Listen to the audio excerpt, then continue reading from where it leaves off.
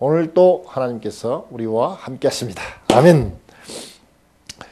아람 나라와 이스라엘 나라 사이에는 늘 분쟁이 있었습니다. 추수 때만 되면 아람 나라가 쳐들어와서 그 조그마한 곡식, 양식 좀 있는 거 다 뺏어갑니다. 포도를 수확할 때가 되면 또 그거 뺏으러 오고, 하여튼 뭐 좀 있을만 하면 아람 나라가 쳐들어와서 빼앗아 갑니다. 아람 나라는 어디에 있느냐? 다메섹을 수도로 하는 이스라엘 북쪽에 위치한 나라입니다. 그들이 사용하는 나라가 아람어인데, 아람어는 시브리어와 알파벳이 똑같고 또 문법도 비슷한 언어로서 아람어를 크게 둘로 나누면 수리아, 시리아 아람어와 갈대아 아람어, 바벨론 아람어로 이렇게 둘로 이렇게 나눠집니다. 그런데 갈대아 아람어, 즉 바벨론 아람어가 시브리어에게 가장 영향을 많이 미쳤습니다. 그래서 우리 구약 성경에도 아람어로 기록된 부분이 있습니다. 특히 그 다니엘서 같은 거는 아람어로도 기록되어 있고, 또 특히 예수님께서 십자가에 달으셨을 때도 엘리 라마 사박다니 할 때도 그 아람어를 사용했습니다. 근데 이 아람 나라에 나만이라는 군대 장관이 있었습니다. 그 당시에는 전쟁을 해서 나라를 이렇게 확장하고 또 전쟁을 해야만 먹고 살기가 쉽고 그렇기 때문에 그 당시에는 군대 장관이 상당히 막강한 힘을 갖고 있었어요. 나만이라는 뜻은 즐겁다 이런 뜻을 갖고 있었는데, 그때의 그 아람 나라의 왕이 누구였냐면 베나닷이었어요. 벤 하면 아들 뜻이고 하닷, 그러니까 하닷 왕의 아들, 그러니까 베나닷 그 2세가 정권을 잡고 있을 때에 그때 군대 장관 2인자였어요. 그 나만이 뭐 추수철만 되면 군대 장관이니까 군대를 이끌고 이스라엘을 쳐들어와서 이것저것을 빼앗아 갔습니다. 그러니까 아람 나라 입장에서 봤을 때는 이 나만 장군이 아주 위대한 영웅이죠. 먹을 것을 맨날 갖다 주고 그러니까. 그런데 이스라엘 입장에서 봤을 때는 완전히 이가 갈리는 사람이죠. 그런데 아람 왕이 이 군대 장관 나만을 생각할 때 어떻게 생각하냐면 5장 그 열왕기하 5장 5장 1절인가요? 그걸 보면은 저는 큰 용사였다 그랬습니다. 주인 앞에서 크고 존귀한 자니 큰 용사였다. 그 왕이 생각할 때에 아주 크고 존귀한 자로 평가를 했다 이거죠. 그런 나만이 이제 한번 또 이 이스라엘을 쳐들어와서 보니까 뭐 하도 뺏어가니까 뭐 이제 뺏어갈 것이 없는 거예요. 근데 보니까 막 그 전쟁 중에 이제 부모도 죽고 어린애 하나가 놀고 있으니까 아이고 저 불쌍하기도 하고 데려다 쓸만도 하겠다 해가지고 어린 소녀 하나를 잡아다가 그 자기 아내 그 일할 때 심부름꾼으로 또 이렇게 계집종으로 이렇게 데리고 온 적이 있었어요.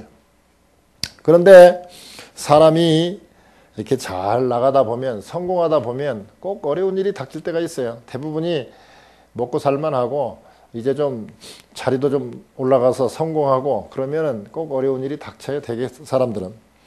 이 나아만이 문둥병에 걸렸어요. 그래서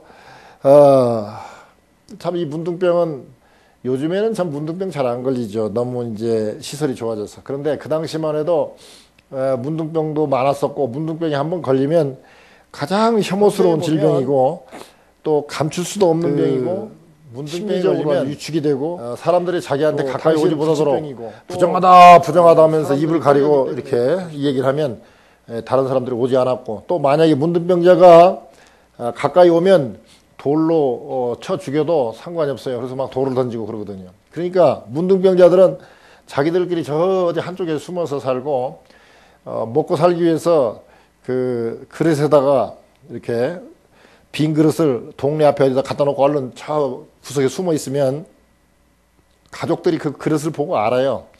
아이고 이거 우리 그 누가 지금 문둥병에 걸려서 이게 우리 그릇인데 하고 거기다가 음식을 담아주면 살짝 와서 그거 가져가서 먹고 또 거기다 갖다 놓고 이런 식으로 하면서 살았어요. 그런데 제2인자인 군대 장관이 이 나만 장군이 이 문둥병이 걸렸으니 얼마나 창피하겠습니까? 근데 그 이스라엘에서 잡아간 그 소녀 계집종이 보니까 이 문둥병이 확실하거든요. 그러니까 그만큼 이제 밖으로 이제 감출 수 없을 만큼 밖으로 드러나는 거예요. 이 문둥병이 생기면 이 몸 중에 제일 끝에서부터 썩어 들어가거든요. 그러니까 냄새도 날 뿐만 아니라 손가락이 이제 점점 심해지면 손가락이 잘라져 나가고 떨어져 나가고 발가락이 떨어져 나가고 코가 이렇게 점점 내려앉으면서 구멍만 뿡 뚫리게 되고 귀도 이렇게 없어지고 막 그러거든요.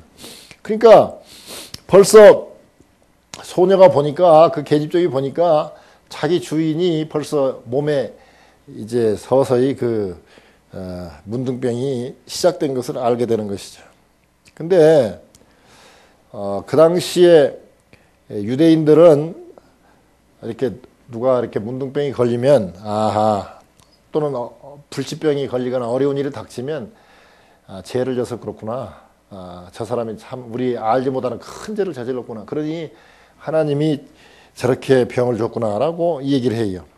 성경에 보면 그 모세의 누나 되는 미리암이 그 모세가 82살쯤 됐을 때에 그 구수 여인을 취해가지고 살게 되니까 거기에 대해서 막 반기를 들죠. 그러니까 하나님이 미리암에게 문둥병을 줬어요.